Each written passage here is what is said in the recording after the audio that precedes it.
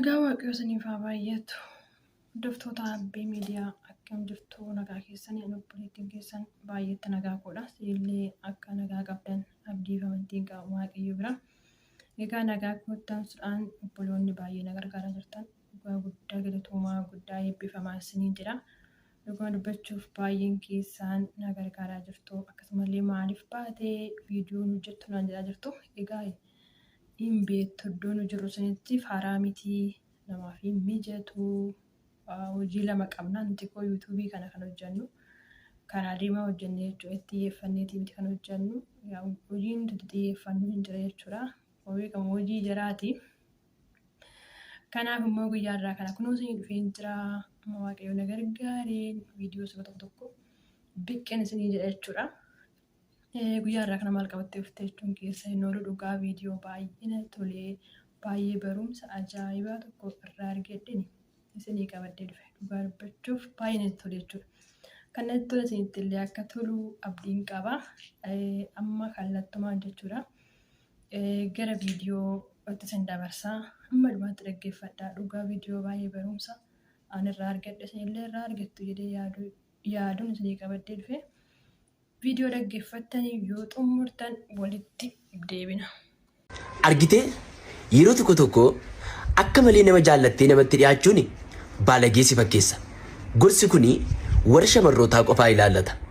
Gaafa nama tokkotti dhiyaattanii nama tokko jaallattanii nama akkaataa guddina keessanii hariiroo maatii keessan gidduu naamusa guddina keessanii namoota hin beekne namoota guyyaa keessa bartan yeroo muraasaa waggaa muraasaa bartanii baay'ee jaallattanii itti dhiyaattanii hariiroo gaarii uumtanii kana jaalladheedha nama gaariidha baay'ees walitti dhiyaanna baay'ee na jaallata itti akka barbaadde biratti uffachuu akka barbaadde biratti taasa'u akka barbaadde biratti ta'uu gaafati jalqabdu maal jedhee yaada beektaa mucaan kuni durattuu baay'ee baalageedha akkaataan guddina ishee sirrii miti. Kanaaf akkas godhatti jedhee yaada. Waa tokko isinitti hima. Namoota akkaataa guddina keessanii fi naamusa guddina keessanii hin beekne biratti namoota guyyaa keessa bartan biratti gaafa uffattanis ta'e gaafa haasoftanii baay'ee of eeggannoo guddaa godha. Namni miidiyaa irratti sin argee ta'e yeroo muraasaaf sin argee akkaataa dubbii keessanii fi akkaataa uffannaa keessanii argee akkaataa guddina keessanii waan hin beeknee fi akkuma argetti sin beeka akkuma argetti sin madaala naamusa guddina kee waan hin beekneef jecha har'a isa jaallattee isatti dhiyaattee nama garaa kooti jettee biratti waan garaa kee itti haasa'a akka barbaadde biratti uffachaa qullaa kee illee isatti agarsiifachaa gaafa ati jiraattu intalli kun baalageedha duruu naamusa gaarii hin qabdu ishiin barandaa jalatti guddattee jedhee si arrabsa sababni isaa guyyaa keessa si bare namni immoo akka argetti si madaala. Kanaaf obboleettii kophaa tokko sitti hima akkaataa uffannaa kee akkaataa deemsaa kee akkaataa dubbannaa keetti eeggannoo guddaa godhi sababni isaa namni akka argetti si madaala waan ta'eef eenyummaa kee isa keessaa hin beeku akkaataa guddina kees hin beeku. Inni kun nama garaa kooti jette namatti yeroo muraasaa bartee irratti of gatte yeroo tokko otoo hin beekin boolla si qotee si awwaalee si biraa deebi'a. Kanaaf yaadoo ko eenyu wajjin akka haasoftus eenyu wajjin akka dubbattus eenyu birattis akka uffannaa kee jijjiirrachaa jirtus eenyu wajjinis akka haasa'aa jirtus adda baasiitii beeki. Maaliifan siin jedhe beektaa iddoo malee dhaabbachuun salphinaaf si qopheessa. Kanaaf jireenya keetiif eeggannoo guddaa godhi. Egaa obboloota kiyya walitti deebinee jirra. Dhugaa dubbachuuf gorsii mucaa kanaa kun ana baay'ee natti tole jechuudha. Baay'een keenya akkuma beekamu nama yeroo jaalannu ofii keenyaaf amma nama jaalannu beekna malee yoomuma jechuudha namni hagam akka nu jaallatu hin beeknu jechuudha. Dhugaa jechisaa baay'ee natti tole nama yeroo jaalattanii akka madaa yoo jaalattanii akka barbaadan biratti hin ta'inaadha jedhe yookaan kan akka qullaa keessanii haala uffannaa keessanii jedhe.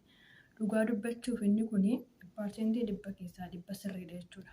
Maaliif hojjettanii nama amma ofii keenya jaalannu beekna malee namni nu jaallataa namni na jaallataa jechuun soba jechuudha. Maaliif ofii keetiif hamma nama jaallattu beekta malee namni amma si jaallatu hin beektu jechuudha. Kanaaf jechi mucaa kanaa waan natti toleefan isinii qooda jechuudha. Bara keenya kana keessa fa'aa keessattuu jechuudha. Ebaluun na jaalataa kanaan booda kan kiyyaadha. Kan hiriyaa ta'uu danda'a, kan hiriyaa dubaraas ta'uu danda'a, hiriyaa dhiiras ta'uu danda'a. Ebalu kun na jaalata jennee akka barbaanne biratti ta'uun gonkumaayyuu hin barbaachisu jechuudha. Maaliifin jaalallis daangaa qaba. Jaalallis seera mataasaa danda'e qaba jechuudha. Yaa waa'ee jaalalaa tirree ani isin barsiisuu fi muti jechi mucaa kanaa kun waan natti toleefan isinii qooda jechuudha. Akkuma jaalalli jiru beekamaadha, jibbisiin jira. Gaafa nama tokko biratti ebelu kun na jaalata yookaan hin mufatu, ebelu kun na jaalata, mintiin jijjiiramu jennee jechoota badaa jettu dubbachuu dandeenya. Yookaan immoo wanta inni keessa darbe tokko itti kaafnee itti dubbachuu dandeenya jechuudha. Natti mufatu jennee dhiira sootee dubara sootee yoo ta'e jechuudha. Garuu kuni sobadha. Akkuma lafa kanarratti lafa biyya lafaa kana irra jiraannutti kan namatti hin jijjiiramne waaqa tokkicha duwwaadha fi haadha nama dhalte duwwaadha malee hiriyaa gaa'elaa sootee hin jijjiirama. Hiriyaa wajjin yaada wal jijjiiran sootee yerootti hin jijjiirama jechuudha. Kanaaf walumaa galatti yaada kiyya wajjeetan yaada nama amma jaalannu beenna malee amma namni nu jaalatu hin beennu. Kanaaf nama yoo jaalannes likkiidhumatti gaariidha. Gorsa mucaa kanaa waan irraa hubadhe maasinitti fakkaate beektu namni kan keessaa ofiiti miti kan dubbatu. Ebeluu na jaalata jennee tarii bilbilaanis ittiin haasa'uu dandeenya, tarii qaamanis cinaa jiraachuu dandeenya, hin beekamu. Akka kan ofii keenyaa sanatti namni sun na jaalata jennee akka barbaanne biratti ta'uun jechoota afaanis ta'uu danda'a, haala uffannaatis ta'uu danda'a. Akka barbaadan nama biratti ta'uu jechuun hin barbaachisu jechuudha. Dhugaa dubbachuuf taana akka kootti malee kun akka namaa biraatti himuti jechuudha. Maaliif arra tariitii jecha ati kan ofii keetii keessaa baafte jettu beekta malee namni sun waan inni isa keessa jiru waan inni yaada namaa mutuu hin beeku. Kan yaada namaa kan beeku waaqayyoo ta'e malee namni yaada namaa hin beeku. Kanaaf namni qoratamee bira gahamuu hin danda'u. Namni nama akka ofii yaada isaa beekuu hin danda'u baay'inaan jechuudha. Kana gaafa nama hubachuu yaada. Kanaaf jaalalas yoo nama jaalannee likkiitti daangaatti godhuun barbaachisaadha jechuudha. Keessattuu jechuudha amma gara miidiyaa kanarra yeroo dhufne baay'een keessan argaa ooltu. Namni miidiyaanis wal jaalachuu danda'a, qaamanis wal jaalachuu danda'a. Amma fakkeenyaaf isinii fudhadhaa. Hiriyaa haa jennu hiriyaa gaa'elaa kan boru wal fuudhan. Ebaluu na jaallatteeraa kan boru natti jijjiiramu jennee yookaan amma miidiyaa kanarra fayyadamuu dandeenya. Miidiyaan baay'ee tiiktookiin, yuutuubis haa ta'u jechuudha. Haala uffannaa yeroo inni dura ittiin nu beeku sana jijjiirree miidiyaa irratti uffannaa garaagaraa uffanne yoo ta'e uffannaa yeroo jennu egaa hin beektu jedheetuma yaadaa qaama namaa hin dhoksinee qaama namaa hin sattarree uffachuu dandeenya jechuudha. Namni suni duraan bakka nu jaalata kanaan booda nama kiyya jennee amanneerra nuti keessa keenyatti garuu taraa namni sun jechuudha haala uffannaa keetiitiin si jibbaa dhufuu danda'a jechuudha. Kanaaf walumaa galattuu namni nama jaalate tokko hin jibbuu jechuu miti. Garuu nuti jaalala yeroo nama jaalannu ofii eeggachaa jaalachuun baay'ee barbaachisaadha jechuudha. Fi ofiis qoxxoobuun yookaan ofii immoo eeggachuun baay'ee gaariidha jechuudha. Ofii uffatanii jaalachuun baay'ee gaariidha. Maaliif hojjettanii egaa akkuma dura isiniif kaasee nama amma jaalattu beekta malee amma namni si jaalatu gonkumaayyuu hin beektu jechuudha. Inni qoratameetis biraan gahamu jechuudha. Tarii haala dubbii, haala haasaa namaatiin mirkaneeffachuu dandeessa. Haa ta'u malee waan keessa namaa jiru hin beektu, waan yaada namaa jijjiiru hin beekamu jechuudha. Kanaaf namoota jaalatan likkiitti jaalachuun baay'ee gaariidha.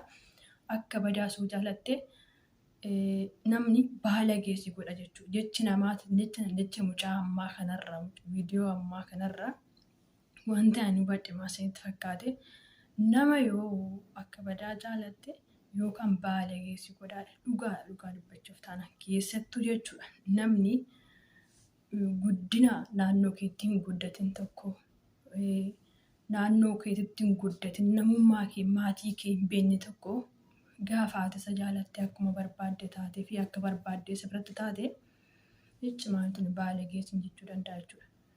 Kanaafuu gorsi mucaan amma nu dabarsi kun dhugaa waaqayyoon baay'ee natti tole jechuudha.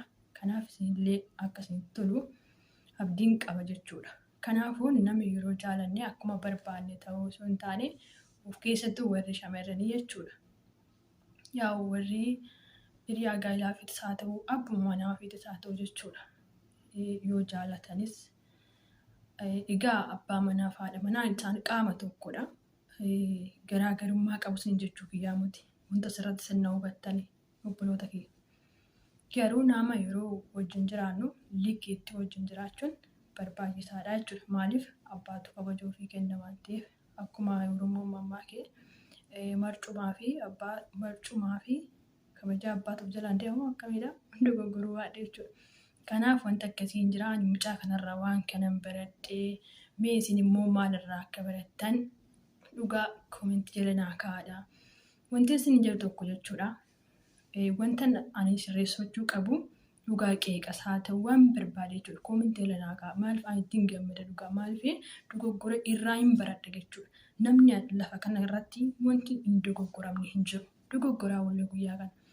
Nama deemaa jirutu, nama tattaafachaa jiru, nama hojjechaa jirutu dogoggora waan ta'eef jechuudha. Dogoggora ofirraa immoo namni hin barata. Kanaaf koomentii jalatti yaada suu qabaattan, qeeqa suu qabaattan koomentii jala naaf kaa'iseen jedha.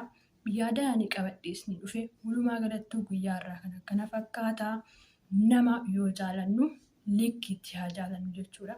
Maaliif akka badaa yoo irra dabarree nama jaalanne namni baalagee yookaan nama liqii hin beekne nu gochuu danda'a. Maaliif nama ammoo ofii keetii nama jaalattu beekta malee walumaa galattuu namni agarsi jaalatu gonkumaayyuu hin beektu jechuudha. Kanaaf kanuma isinii qoodee waaqessaa eebbisuu amma waan biraatiin walitti deebinutti nagaan naaf tura obboloota koo.